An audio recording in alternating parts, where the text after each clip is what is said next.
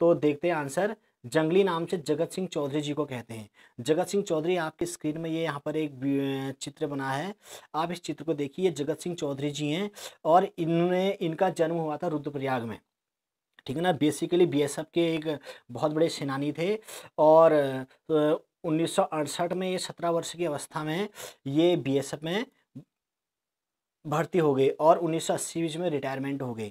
तो इनके जीवन में एक घटना घटती है कि इनकी जो दादाजी होते हैं 1974 में वो लगभग मृत्यु शैया पर पड़े रहते हैं।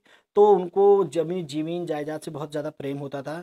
तो वो अपने बेटे से अपने नाती से कहते हैं कि नाती, हमारा जो गांव के ऊपर 2 एकड़ ज़मीन है, उस बंजर भूमि में केवल एक ही पेड़ है।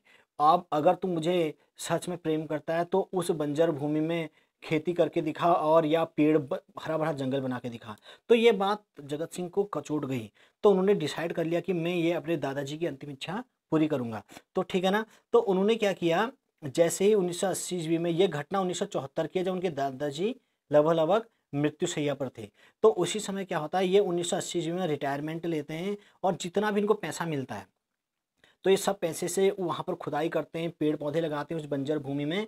और उस बंजर भूमि में 100 से ज़्यादा प्रकार की प्रजातियाँ हैं पेड़ों की, अलग अलग प्रकार के, जैसे आम, नींबू, ऐसे अलग अलग प्रकार की।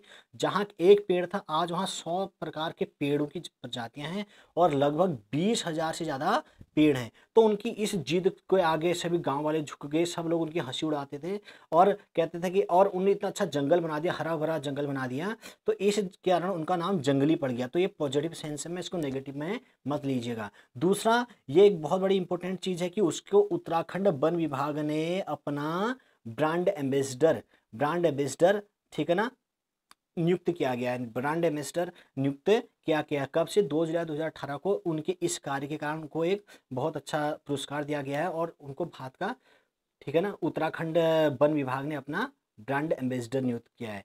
तो 5वां क्वेश्चन की ओर चलते हैं। 5वां क्वेश्चन है हमारा,